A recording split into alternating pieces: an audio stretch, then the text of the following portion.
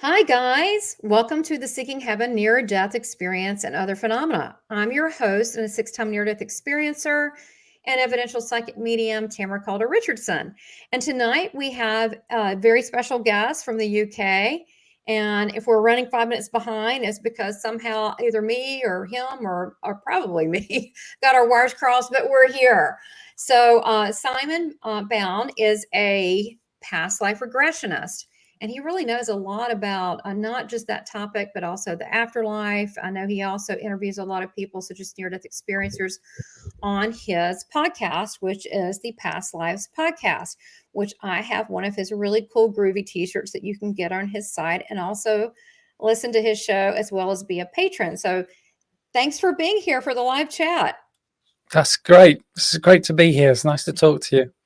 Yeah, absolutely. Well, tonight I thought we would just have some fun and talk about some unusual stuff that you've experienced with your past life regression. And one of the things that I found that you interesting when I saw your bio is that you've had a lifelong interest in the paranormal, the supernatural, sci-fi, Bigfoot, not really in this order, but just really the mysterious, and so have I. And I think that that's keeps your imagination and keeping an open mind to these things is really, I think, keeps a childlike wonder. And I love that about you. Do you tell us first of all about your two books, and then we'll jump into having some fun, because I'm just impressed you did these two beautiful books and you don't even really mention it. It's impressive.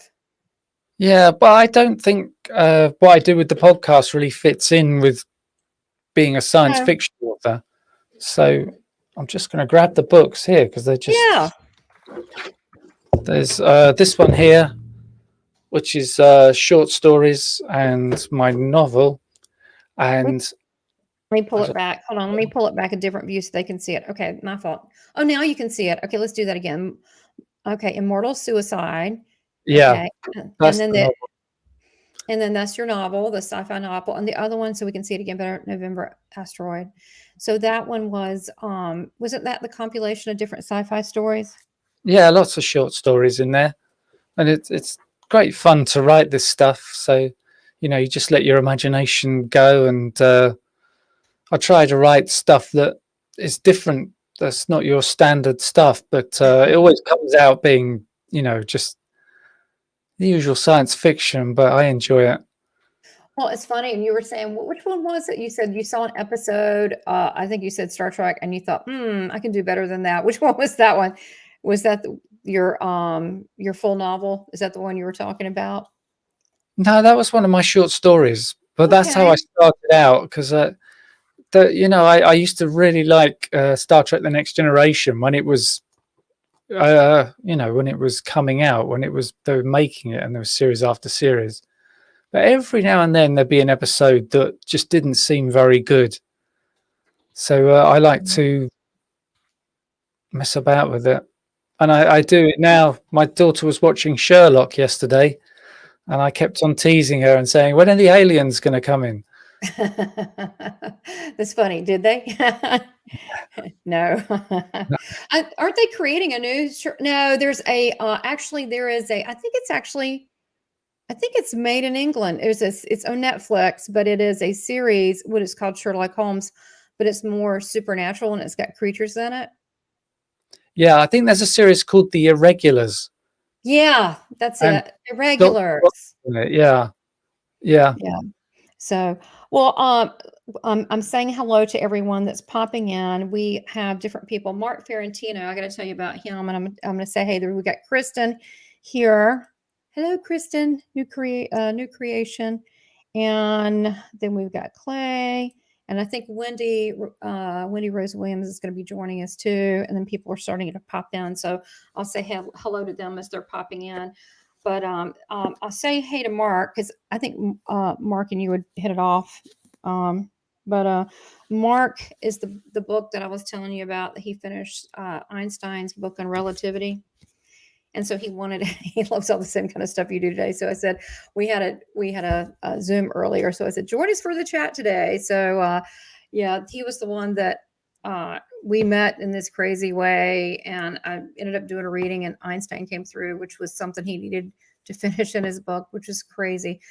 So he's going to be on the show at some point and talk about his theory and how he came up with he finished his theory of relativity and other things like making a Stargate and crazy stuff. So yeah, he's this is his lifelong work. So I wanted to shout out to him, which he would be good for your show too, because he's a brilliant, really nice fellow like you.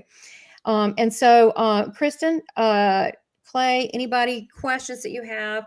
Last time, the way we left it, we I don't know how we went from past life regression to alien encounters, but we did talk about that, and we did talk about that does come up sometimes, even. And you said regression, that different planets or different species will come up. Have you personally experienced that? When I've been taken through past life regressions myself, I haven't come across that, but I have taken people through past life regressions where a couple of times things have popped up where they definitely didn't seem like there was a human life, that they were somewhere else, but it was very slight. They only lasted a short amount of time. I mean, if we tried to move on in that life and find out more what was going on, it just wouldn't happen. Right. But there was some definite connection there. Maybe it was just being blocked by something. Well, I've done that. That has come up with mine in past life regression, and why not? I mean, there's probably tons of other solar systems and universes, so we just only thing we can perceive right here and now is this body, but there's so much more. One of the things that I want to get into that we talked about last time that I thought was really cool is we were talking about, I think we got into about having a past life, and then is it really a past life, or is it just one of your lives? And can you have different lives going on simultaneously? Meaning, if we're a soul being and it's pretty big, then why couldn't we be here? And why couldn't part of our soul be in other places operating bodies? I mean, how would we know? I mean, if I knew, I might be jealous if they were doing better. I don't know if they look better bank account. But isn't that, I mean, that's a question. Is it past lives? I mean, or is it just lives? And is there different dimensions that could possibly be operating at the same time? So I'm wondering about this whole time sequence. What are your thoughts on that? When I first started, looking into reincarnation, there's just this idea, that your soul is incarnated in a series of lives, one after the other, and then you go more and more into these things, and it's like you go down the rabbit hole, and then you hear more and more weird stuff, and then weirder and stranger. And like, if at the beginning somebody had said to you, "Oh, this is all happening in reincarnation," you would have said, "Oh, no, I'd never believe that. That's nonsense." Mm-hmm. But over time, you learn about it gradually, and it makes sense. And so there's this idea that in the afterlife, time doesn't exist, and if time doesn't exist, then you're not having one life after another. All of your lives are occurring at exactly the same moment. And then there's this idea that, well, your soul might only bring 10% or 20% into this life. So there's another 80 or 90% of your soul. And what's it doing? It could be in other lives. And then I've heard about somebody talked about how the soul may split your life off into different timelines. So there'll be one of you, but you'll be experiencing 5 different nows. What's happening right now, there'll be another 4 of you doing something else, learning something else, and that may be way off what you're doing right now, or something very similar, and the soul will learn a lesson, and then that timeline will merge back into this one, and it could be branching off all the time and coming back. So that's a weird one. And another one is, I was interviewing a lady who took somebody through a past life regression, and they said they were born in 1958 in this past life, and they died when they were 90, which would mean that they died in 2048, which isn't, Right. another 27 years, but they were able to view that death in the hypnosis. So it was like viewing Right. forward in time what would happen with that life. So that all So, these, wow. Wow. So it's the future. Well, yeah, yeah, presumably. yeah. So So, hmm. that's another thing. Sometimes with past life regression, you can take somebody to a future life and not to a past life. But that's not something I've ever done, but it would be interesting to do it. I'll do it with you. Yeah. We could experiment. If it goes horribly wrong, I really don't care. No, I'm all game for things like that. Look, I go way out there, so that would be so fun.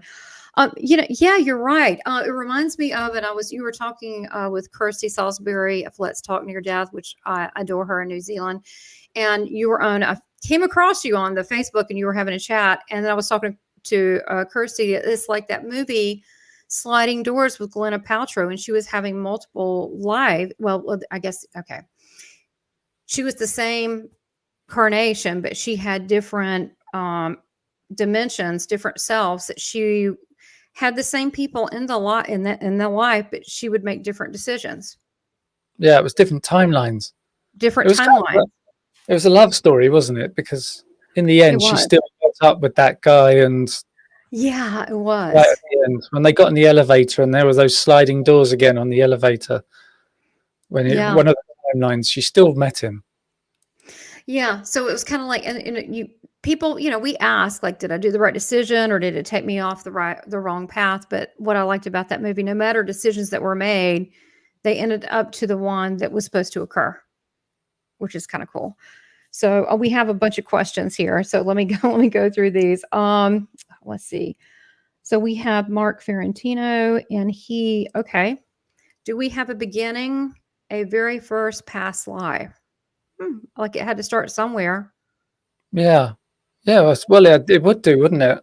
I suppose Hmm. if everything's happening in the same moment, there's no reason why one of them wouldn't occur thousands of years ago. And from our point of view, way before the ancient Egyptians, when the Homo sapiens were first appearing. But who knows when we first started to incarnate on this planet? You know, if it was before mankind, if we ever had past lives as dinosaurs.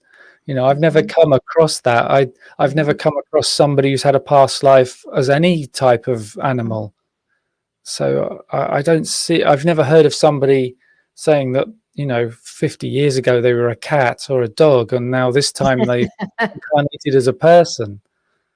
I don't know if souls would ever incarnate as animals, or if that's part of the progression that you go through. I guess it's also free will and choice. And, if it's something that you really, would want to do.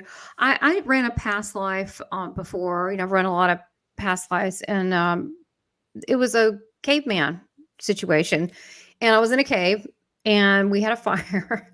And it was interesting because, it's not like complicated how you think. It's more on a survival basis, and was just worried about being cold, fire, real simple things, and being eaten by a saber-tooth tiger. I mean, that's all I remember. And it's just very primal. I remember that, and I remember how heavy the bones, and how awkward, and how big they were. So we may not think we look better, but we do. Back then, we're more refined. So I've seen that. I don't recall really. I've seen other species, but not other animals. But I guess it's entirely possible if you wanted to come back as a tree or a grizzly bear. Yeah, I don't know. I don't know if you would start your first life could be some kind of animal, and then as you progress, you go into more intelligent animals, and then you move from there to human. Maybe that's how something works. Or if we take it another step further, maybe human is the lower vibration, and these alien species are the more advanced. Kind of Yeah, sad. yeah. Kind of sad thought, isn't it? It's Kind of interesting, isn't sad. Oh gosh. Yeah, we're having oh, you've got to have this guy on there. I gave him your name. Craig Cambasio, and he wrote the Extraterrestrial Species Almanac, and I've been reading it. And first I'm going, yeah, yeah, and I'm going, this is real. I mean, it's amazing.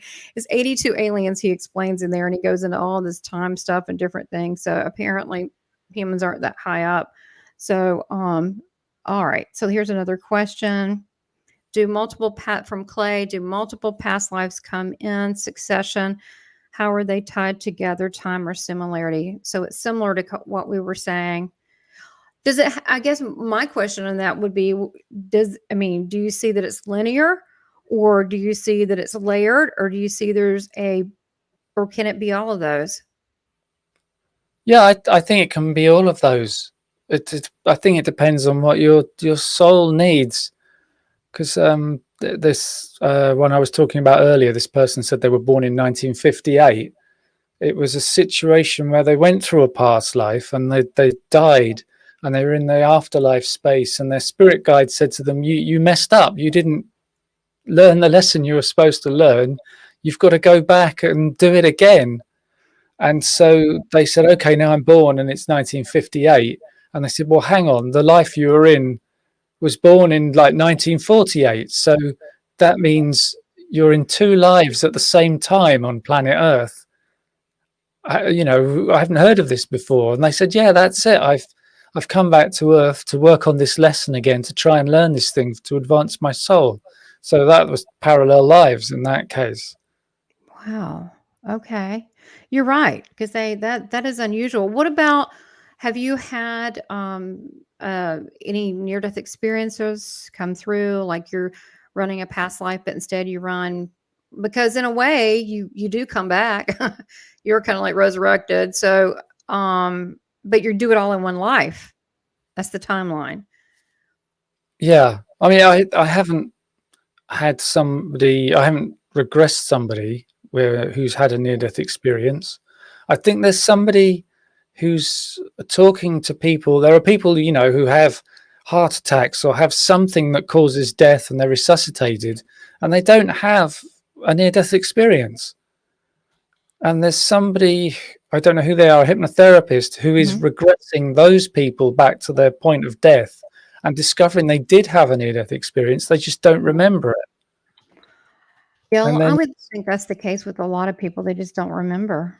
yeah, I don't know why they wouldn't remember. Maybe they're just not supposed to for a spiritual reason. Hmm. When I interview near death experiences, we almost always get onto reincarnation and they talk about reincarnation. And that's something I'm researching at the moment because I'm doing a Mhm. talk on the Spiritually Awakenings International and Yeah, on reincarnation. And part of the talk will be what do near death experiences say about reincarnation. And so many of them have said so much stuff. The episode I'll be releasing next week, this lady was in a place she called kind of the Library of Knowledge, and there were mhm. people learning all about physics and mechanics. And she said to somebody there, who one of the spirits said, why would you want to learn about mechanics if you're in heaven? You don't need that. And they said, well, they're probably Yeah. preparing for their next Mhm. life. When they go back, Yeah. that'll be a natural talent they have because they've learnt about it in the afterlife before they were born. So That's exactly right. That's what I get as a medium. yeah, I'll say, like, the same thing with you. Like, why are you doing that? Either they like it or they're getting unprepared. yeah, yeah, That's cool. I didn't know that you got that on your end. Yeah. So, well, which is really helpful, right? If you're going to come back as a doctor to get training from doctors. yeah.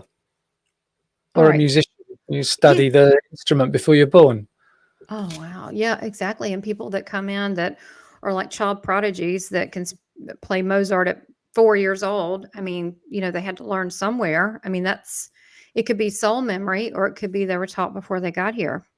Yeah, yeah, Well, everybody has to agree if you think about it. Some people come in inclined to be good at math, some people come inclined to be good at the arts. So I do think that we do come in with something. And then the other stuff we have to relearn again. That's the sucky part. I mean, I do like learning, but can you imagine all the times we've had to learn language again? And we've got to pronounce and we've got to sit down, and we got to go through first grade, all the first grades we've been in. Just think about that. For all those people that hate school, they don't, I'm sure they won't like that thought. I've got some questions here from Abuntika, and I probably pronounced it totally awful. And if I did, I do apologize. And it says here, let me pull it up here. The multiple timeline reminds me of the night that I had 2 dreams and those things happened in reality. Okay. Let's see. And the other, oh, I knew we were going to get there tonight. Okay. So I've been told I'm a star seed. Been trying to know the origin of the pain. You want to make a comment on that? I don't know much about star seeds. I've heard of that before. I mean, I know I did interview a woman who's written a book all about lives on previous planets and why people who've had lives on previous planets would be incarnating on Earth. And, you know, I've taken people through past life regressions, as I said earlier, and they've gone to a life on another planet. But the thing about star seeds is not something I know much about. I will say this, this Craig Campioso, he's like an alien expert, the one who wrote really that book. I mean, you should get it. It's like 82. He said there's more, but he goes in and he has pictures and drawings of each one. And then he has like their characteristics, what they're capable of, like supernatural technology stuff. And it goes into the order of things, like the more benevolent, and it goes into what they can do. And I was reading, like I said, when I was reading that, I was like, this is real. This is channeled. I asked him, he goes, yeah. But this whole world is like opened up to me, and it's amazing. Like it's just like really on my radar now. And matter of fact, so much so that tomorrow at 1, I'm getting like a healing, and the lady who's doing it, she's got this DNA activation, is a place. Yeah, I'm like really attracted to this stuff now. So yeah, it's very interesting to me. So he's going to be on not next week, but the next week, Thursday and Friday. So, you know, here's the thing. Some people know more in a certain area, like, you know, a lot about past lives and dimensions. You're starting to piece this together, reincarnation. And if we can all kind of put it together, me from the medium, what they tell me over there and what I see them doing, they do stuff. So, all right. So here's another question. How long do we keep reincarnating? Is it an eternal process? I mean, will this ever stop? Can we get off the treadmill? Can we just like hang out over there?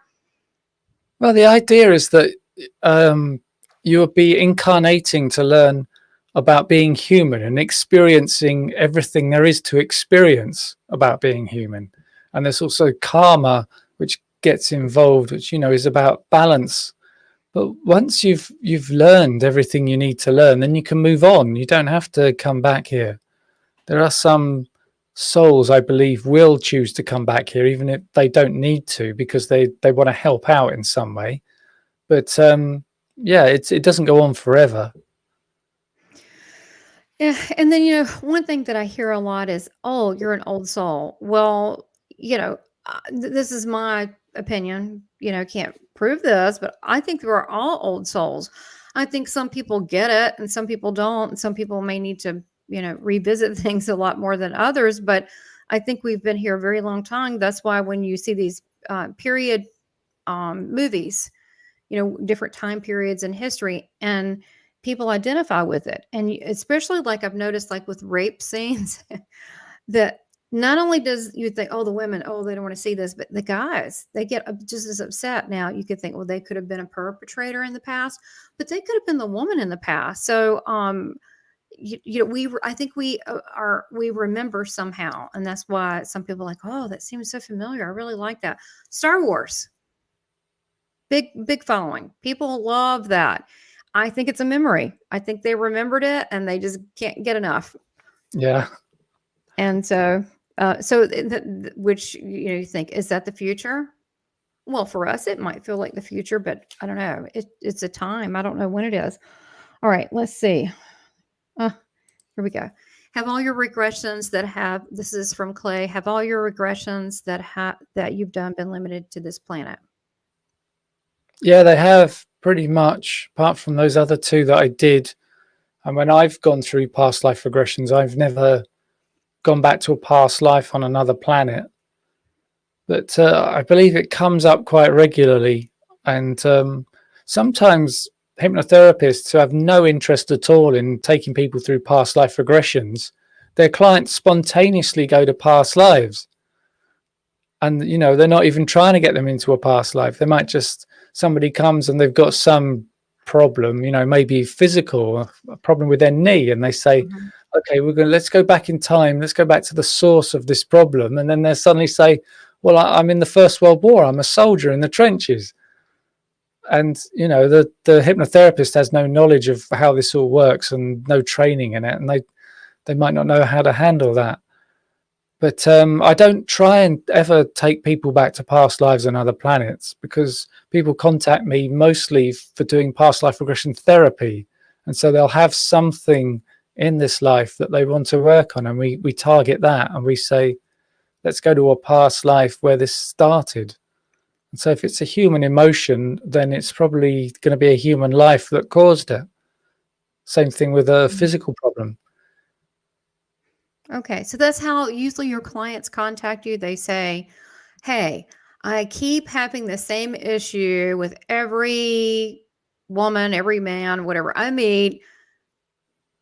I can't figure it out. Can we find this out in past life regression as an example? Could that be it? Yeah. What- I made a little video for my Facebook group today. Was it today? Yeah. And there was a client that contacted me because they have terrible feeling of guilt, and they have like a reason for it in this life, but they said even before that they felt really guilty and they just can't explain it. And Mhm. we went to 3 different past lives in the session. Each one was a source of guilt. Like the first one, they found themselves as a really old woman lying in bed, and their granddaughter was sitting next to the bed, and they felt terrible because they were dying and they couldn't look after their granddaughter, and there's no one else to look after her, so she had that guilt. And then she went to another past life where she was a doctor, and this child was dying, and he knew as a doctor he couldn't do anything for the child, so he felt really guilty because he couldn't look after the child. So you're seeing in the past lives Oh, this yeah. tremendous guilt, and for some reason it had been brought through to this life. And so with part of the therapy is to release the negative energy that's coming through, and the subconscious may be bringing it through. So we talk to the subconscious and say, thanks a lot for doing a great job at everything you're doing, but there's this thing, can we stop bringing it through? And that can be really good at releasing the energy. It's remarkable what can be done. Even physical ailments can be helped like that. Wow. You know, there's no guarantees, but things Mhm. can happen.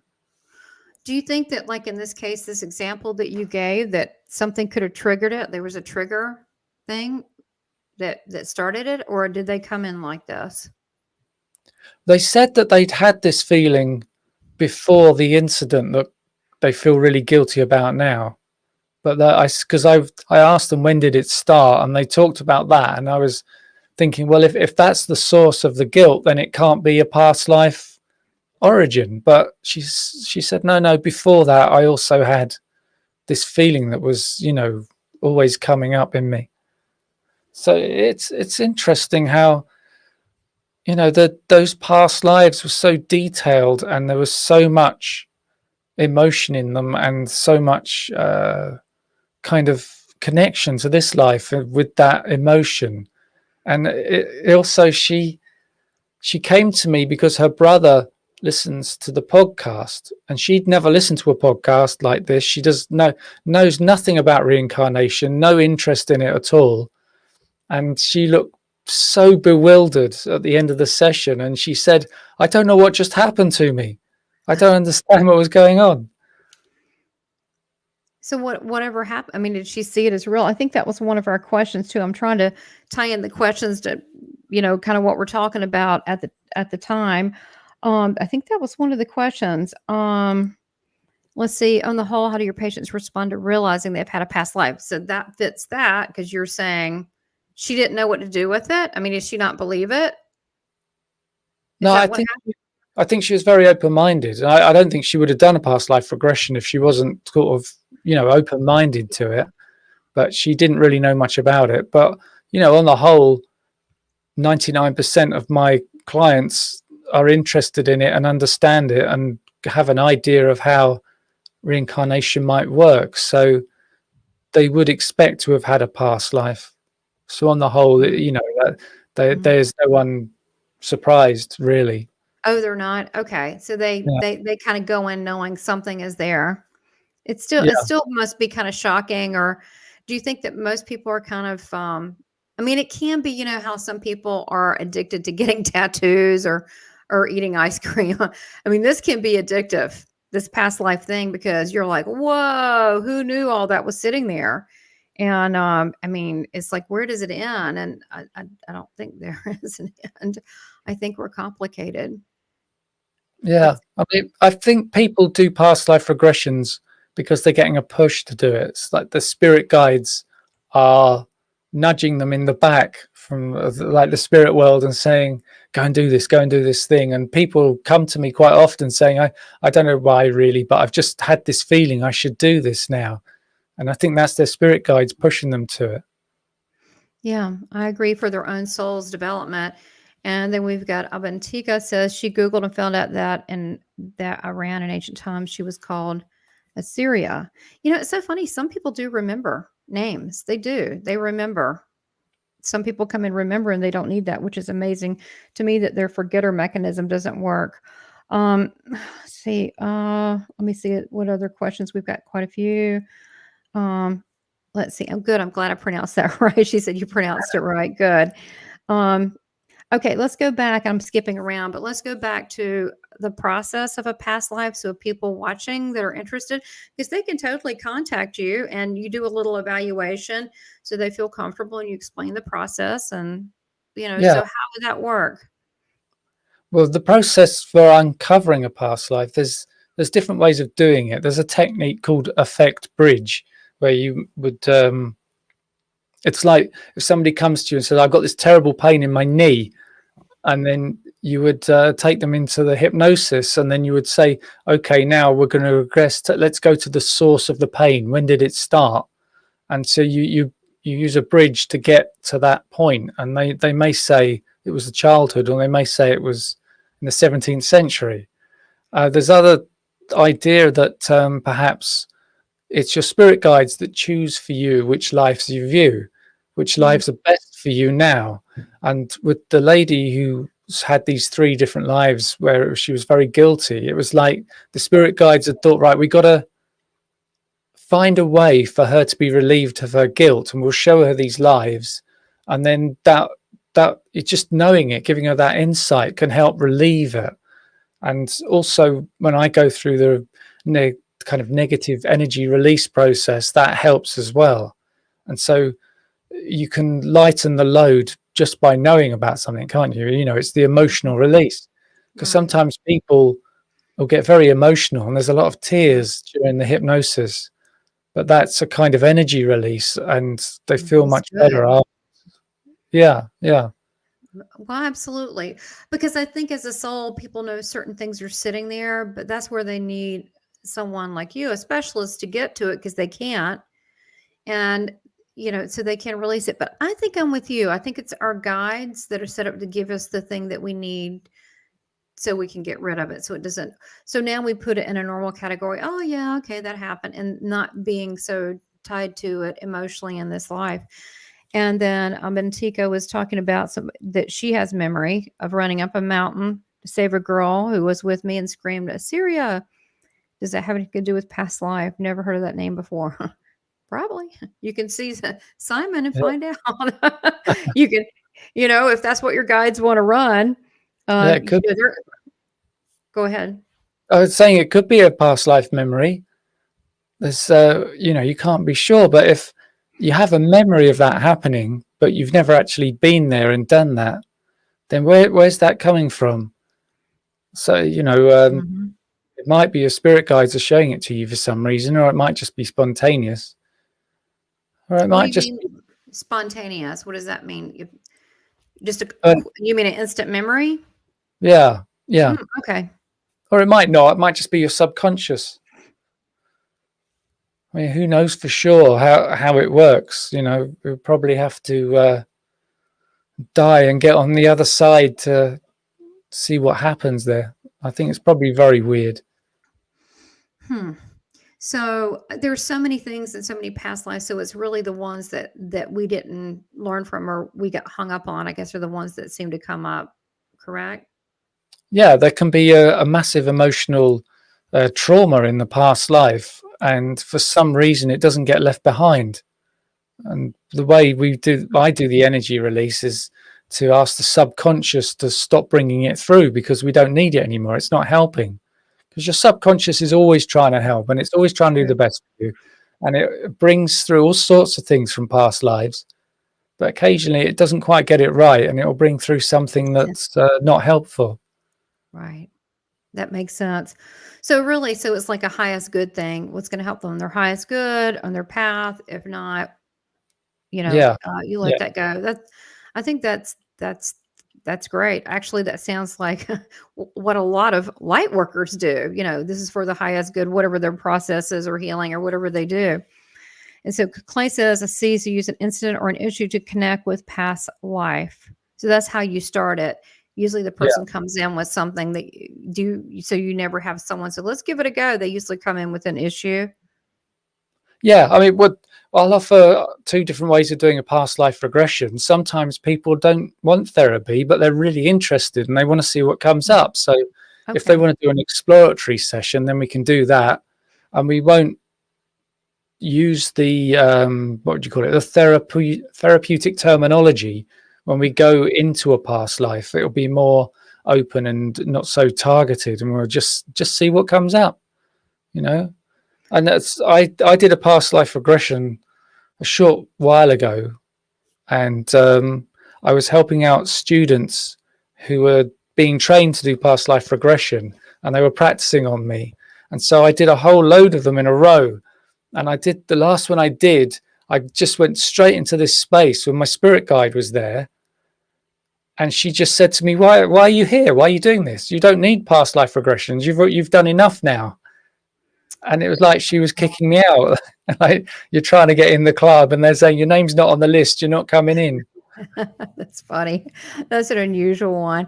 And I imagine as you do this, you probably learn so much, not from necessarily each individual, but it's just life and about how it flows through people. Yeah, yeah. All right, so we've got here.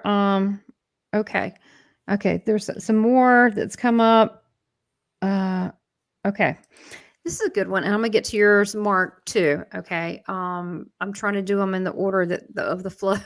So, thanks for being patient. So, Clay says, do your regressions ever reveal to a patient what their current life purpose should be? That's a good question. There's another one. That is part of the process. Okay. It's just about every session I do, we go through a past life, and then we go to the end of that past life and we go through the death. And it's interesting, maybe 95% of the deaths that I see, people just say I'm really old and I'm in a bed, and then I'm just kind of drifting off, and now I'm dead and I'm looking down at my body. It's very rare that I see a traumatic death, and we always go through that easily, and nobody has ever Okay. said to me that was too much the way I died. It was too scary or what have you. And we go to this afterlife space and we ask their spirit guides to come forward, and they almost always do. And I have a whole list of questions, and one of them is, why am I here? Am I on the right path? What was the reason for me to incarnate in this life? So that's just about every single session that I do. That's one of the questions we ask. Wow. And what kind of responses? I know they're varied, but just as an example, what kind of response might come up in the session? It might be you've come into this life to learn about loss, to learn about um, loneliness. You might have come into this life because in a previous life you were a gambler, and that's what we would see. We might look at the past life that we viewed during the session. We might see somebody who's a terrible gambler and a drinker, and they messed up the family and they messed up the life, and so they come into a new life, and this time, instead of being the man who is a drunk and a gambler, there'll be a woman whose husband is a drunk and a gambler. And it's that kind of balance where you get with karma, and you're learning this lesson. You experience what you did to someone in the previous life, and that's where the lessons are learned. So sometimes somebody will come through and say, actually, the point of you in being in this life is to support somebody else on their goal of their life. You're kind of a support. They've come in to learn a particularly difficult lesson, and you're here to help them with their lesson. You're not here to learn something yourself. Really? That's an unusual one. Okay, so there's two people, could be mother, daughter, father, son, husband, wife, two friends. And so let's say two friends, instead of because we always say, light workers, we're here to learn from one another. But you're saying that it's come up that maybe one of the friends is a support and the other one is just what? Observes? I mean, what's their job? They'll be part of the help. I like an extreme example might be that you make these agreements before you're born, all of you, and you say somebody needs to learn about the loss of a child.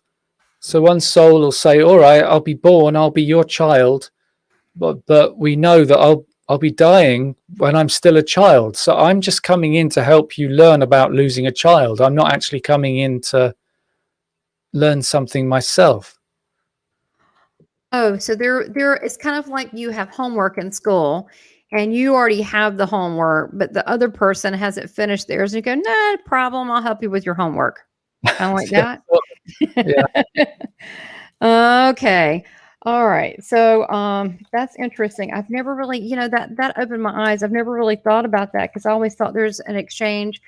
Not that there's not an exchange, but you're saying there, and that is an agreement. Oh, I'll help you with your homework. But I never really thought about that.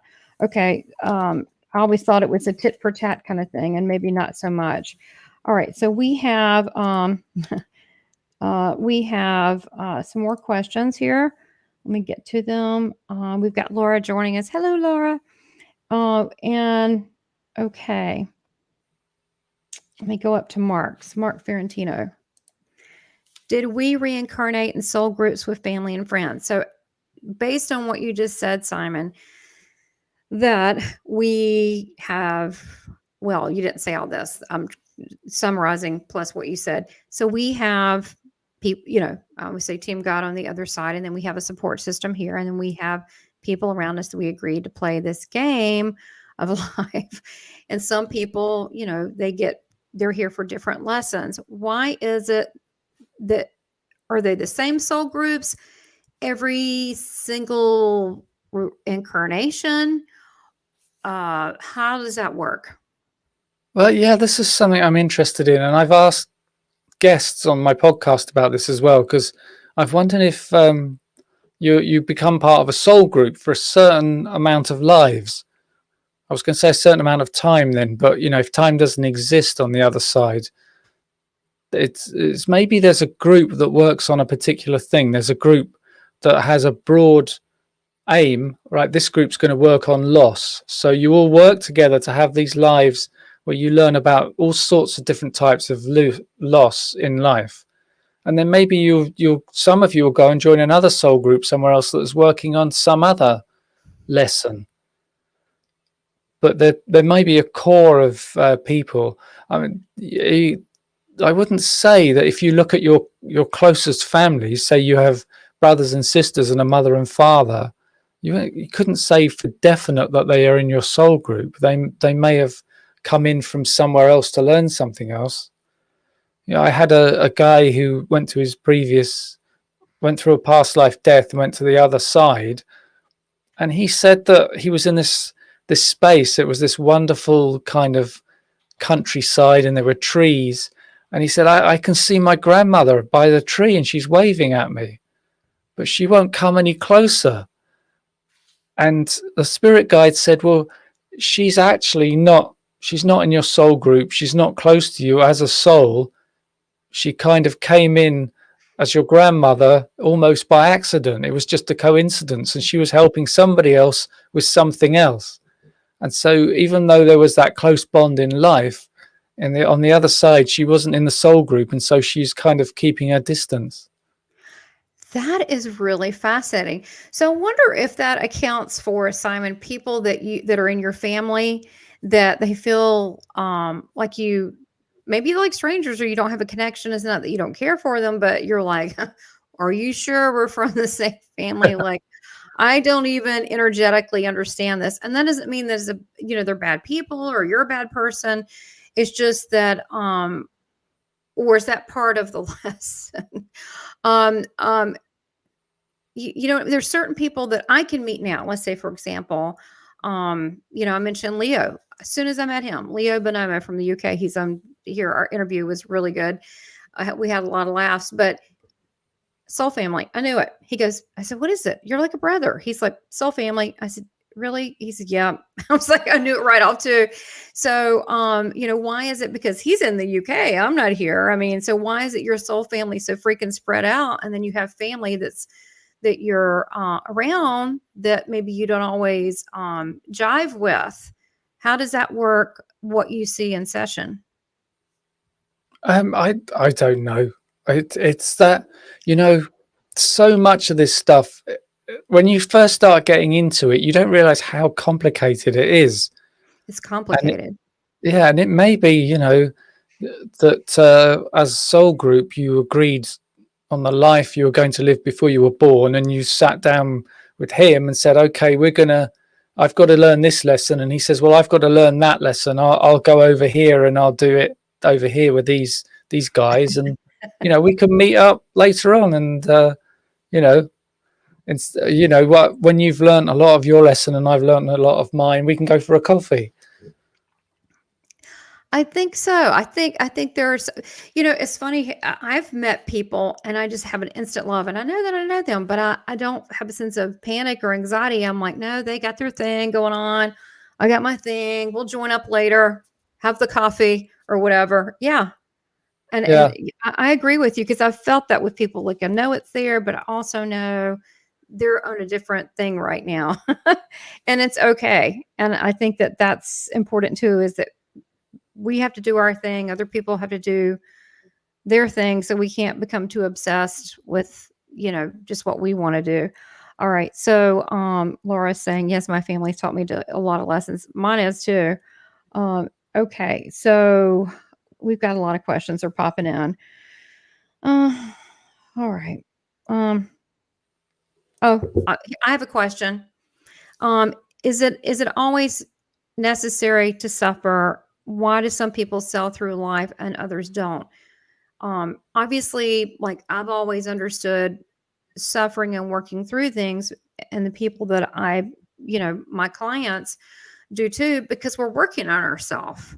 But then there's other people like happy as go lucky, and they're just fine. So it seems like the people that are really working on themselves seem to kind of suffer more. I don't know if they're embracing it.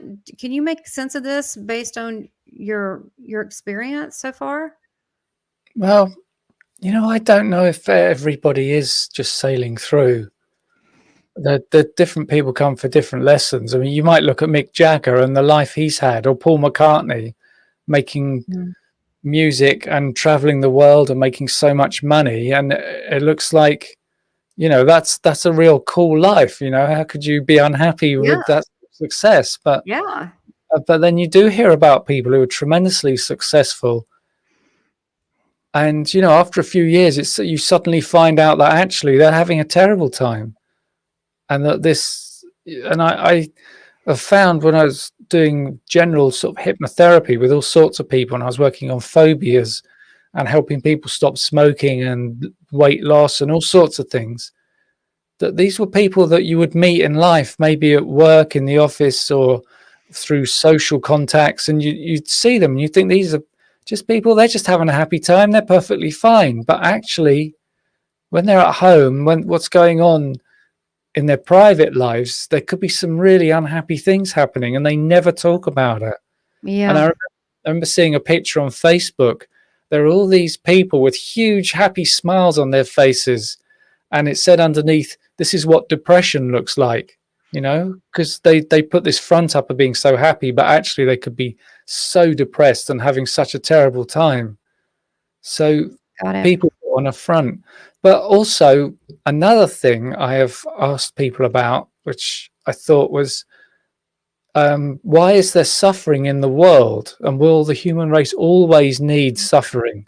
There'll always be terrible things. Yeah. It's because souls need to live a life to experience all these different human emotions. And so you're going to have to experience suffering at some point. So there'll always be that suffering somewhere going on, because that helps souls learn their lessons and move forward and makes them better. And so it's that kind of weird thing. From a human point of view, you see some suffering, you think this is terrible, we've got to stop it. But from a soul point of view, the soul's thinking, no, I need this suffering, this is great, this is what I came into this life for, is to learn this lesson. Mm-hmm. Yeah, suffering sucks, but this is my thoughts on this. I'm listening. I want to learn this lesson. I'm all ears, because I know that when you don't get it, here it comes again. And then the next time it comes even harder at you and harder. So I'm like, I'm listening. What do I need to learn from this? And so I try to be attentive to that. The questions we've got tons of questions popping in. Okay. There seems to be, this is from Clay, endless lessons to learn. Do our guides determine the failure or success of the life lived? Yeah, well, that sounds a little bit like some sort of judgment going on, doesn't there? Like the teachers looking at you. But the impression I get is that souls are just as much deciding whether or not they've learned a lesson as any other soul. You have guides, and that's what they are. They guide you. They're not your teachers. They're not in charge. They can't force you to do anything. They can advise you and say, to move on as a soul and to really learn these things, you've got to have this really difficult life. And I did hear about somebody. I didn't take them through a past life regression. This was somebody who was a guest on the podcast. They took somebody through, and they were in the womb. They were a soul in the fetus preparing to be born, and they just decided, I can't do this. And Wow. they left. So, the child was stillborn because this soul decided, I can't face this life. It's going to be too hard. Wow. That is amazing. In session, I guess it's free will. They could. Sure. Yeah. Which is where I guess, you could always have another soul go, I'll take it real quick. So if they're not lined up, I guess it would be a stillborn. So it is that spirit that that divine within us that lights us up and has that life force. So, and then we've got hello, Joshua. We've got Joshua has a question here, or he makes a comment. If reincarnation existed, every medium is fake and you would never see dead ones live again. We talked about the multiple dimension thing. So the past life is not really always past. From my podcasts, I've had quite a few mediums as guests. I've done 160 episodes so far, and every single episode is an hour long, and it's an interview with somebody. And there've been mediums on there. And this is what I've said to them. I said, well, if reincarnation is real and you're talking to my dead grandmother, but what if she's reincarnated again? Mm-hmm. That means she's back on a life on Earth. How can you be talking to her in the afterlife when she's again living another life on Earth? But that comes back to that idea that a soul will only bring 20-30% into their current life, and that other 70% is still off doing other things, and that each life, each person is a fragment of a soul and is not the whole soul. And so that fragment continues to exist. It's like you will die, and then you'll go back to being part of your soul and exist in that space, and your soul will go and have another life, but that doesn't mean you cease to exist in the afterlife because you've been reborn. you're Right. you're still there. That's kind of how it seems to be to me, but I can't say for sure. And then Clay says, in between lives, you can contact someone who's passed on yet not yet returned. So that's another way. That's true. But then also there could be many of versions of us, right? I mean, our soul is big, and then part of us could be in what we call heaven and different things. So it's big. It's really big. It's big. Okay, so let's see. We've got some more stuff here. Let's see. Reincarnation arguments are entertaining. They are entertaining. Thanks, Joshua. Because once I mentioned that you can see devlins again, then you say spirits linger for a bit before reincarnation. They don't have to, but I think people linger because they care about their loved ones. I don't think they. I mean, I guess you could be a ghost if you want to. I guess the question would be when you've done this in your sessions, when people pass, do they? I guess where do they go immediately? Do you see them hang out on the earth plane? No, but part of the process I do is I suggest that they go to a space where they can meet their spirit guides. So we don't try and look for that. I've never tried to find somebody who does that. Mm-hmm. But there's so many billions of souls, and there's so many things that can happen. And Right. sometimes people have distressing near-death experiences where they end up in a space where there seems to be lots of lost souls. Mm-hmm.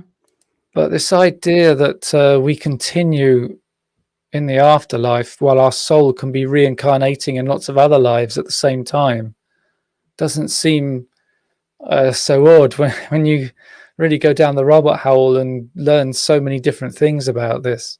It isn't 100% your soul in your life every time. And so as soon as you reincarnate, all of your previous existences, your personalities are just no longer there in the afterlife. I think they still are. They're still going on. Yeah. And then this is a good question from Laura. It says, does not everybody reincarnate? No, I think that you're coming back to learn lessons. And like I did a session. I did a session today, and we got to this point where we were with the spirit guides, and we asked the question, how many past lives have I had? And they just said thousands. And it's a thing where the soul doesn't have to reincarnate, but the soul does, and the soul has the soul perspective of thousands of lives, and realizing that each human life is really over in the blink of an eye. And that sometimes it's also a thing of part of having lives on this planet, but having lives on lots of other planets. Yeah. So it gets much bigger in other ways as well. So it just gets more complicated and more difficult to work out. Yeah, it absolutely does. And these are good questions to think about. But I think that if you look at it linear, like we're here, we're gone. I think it's bigger than that. I really do. I really feel what you're saying there is probably the way that there is. It's just a small portion of us that we're massive, and God knows where we could be, not just this planet, but other planets, for the soul's evolution, which is, we're part of creation. So our soul is recreating again. So we have another. No, you're fine, Laura. She goes, no more questions. No, you're fine. And we have this question, and then we'll go ahead and wrap up. Does that mean it's a version of our soul from the particular lives existing in parallel universe? That's the reason reincarnations and dead spirits coexist. Man, Avantika, you are getting deep here. Go ahead, take it, Simon. Yeah, who knows if it's parallel universes or it's just other dimensions. And actually, is the other dimensions just another way of saying parallel universes? It's a version of our soul from particular lives existing in parallel universe.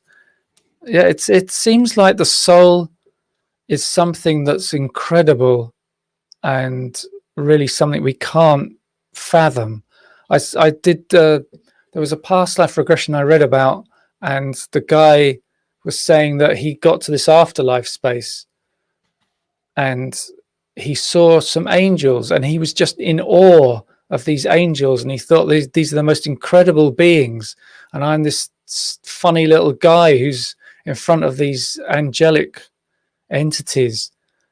But one of the angels said to him, no, you don't understand. You're a soul. We're just as much in awe of you as you are of us. And so Wow. the soul is, I suppose, something that we can't really fathom. But I have this logo on my podcast, and you see it's a tree, Yeah, a man I with like it. leaves. It's And good. that symbolizes the man is the soul, and the leaves are the lives. And it's this idea that it's a kind of symbol that if our soul is a tree, each leaf is a different life, and as on a tree, all the leaves are living at the same time. So the soul is experiencing all of those lives at the same time because time doesn't exist. Yeah, that's it's hard in our human brains to comprehend all this. But yeah, I know that on the other side, as a near-death experiencer, it doesn't exist. But so then you have to ask it exists now, so we can show up at work at a certain time or a certain thing or whatever, or meet to go to the movies. Um, but it's not who's to say it's all a creationist time. I think they're just segments of moments, and there's a lot of overlap and parallels and dimensions. Yeah, and All of it's it. very strange and complicated and something we can't really get our minds around, and we can just have all these guesses. Yeah, Mark likes your logo. I like it too. Mark, his t-shirt. Mark has really cool t-shirts and all sorts of things too. But I've got one of Simon's t-shirts that his daughter created, and it's called. It's like a little band, your Yeah, soul group. It's so cute. Yeah, I thought this was fantastic, and guys, I apologize that for the whatever delay because the daylight savings in the U.S. and then England. But thank you, Simon, for I didn't realize you were an hour up. So I do the worldtimebuddy.com, but we're here, and I thought it was yeah, a fantastic show. And if you want to hear about getting, first of all, the Past Life podcast, you can stay tuned to see the past shows, new shows. You can go to Simon's website. Tell him your website, and it'll also be below. yeah. It's pastliveshypnosis.co.uk. And the Past Lives podcast is on Spotify and iTunes and all sorts of places, and it's on YouTube as well. There's no video there really, but it's just another way you can access it if you want to use YouTube to listen to the podcast. Yeah, yeah. It's just what you've got multiple ways that you can listen, and also if you're interested in setting up something with Simon, I think you have some introduction thing, and he can. I mean, I think you would be terrific as a regressionist because you're so patient and so into this. So, if anyone's interested, this is your person to go to. I want to thank you, Simon, for being here tonight and being patient with this time discrepancy thing, whatever. But it worked out beautifully. And then I also want to invite people next week, Thursday at 4 and Friday at 6 p.m. is always a live chat. We have Priscilla Grendon from South Africa, and she's going to talk about being an evidential psychic medium, as well as she has several spirit conferences and festivals, and about how she selects quality people. And then she goes into a lot of really cool stuff from there because she's around a lot of people all over the world globally, and how she interacts with all of these healers around the world. So that should be a different one. And then the next week is Craig Cambasso. I thought it was going to be this week, but it's is Cambasso, and he's the alien expert who has several books out. And he's also a Hollywood film director and casting director. So interesting person. So we have quality people, though. Look at Simon, quality person. And I would love to have you back. You're fantastic. I love your passion for this topic and how you're willing to just be open to possibilities. And some of this stuff, well, there's no way that we can prove right now. I mean, we'll know it all once we pass. But for now, we can't prove it all, but we can still have a conversation about it. Yeah, it's been fascinating. I love answering these questions. Oh yeah, I'd love to hear your responses. So look, if you guys thank you, Kristen. I appreciate it. Thank you, Clay. Thank you, Mark. He had a great time. Abantika, she had a great time. Laura, she had a great time. And there's people watching. They don't always type in. Some people are shy. They just watch and they're like, no, I'll just watch and let them answer. So thank you so much. And hopefully you can come back on the show again. Yeah, excellent. I'll do that. Awesome. Thank you so much, guys. And subscribe and like. If you haven't subscribed and like, do so. All right. Much love. Take care.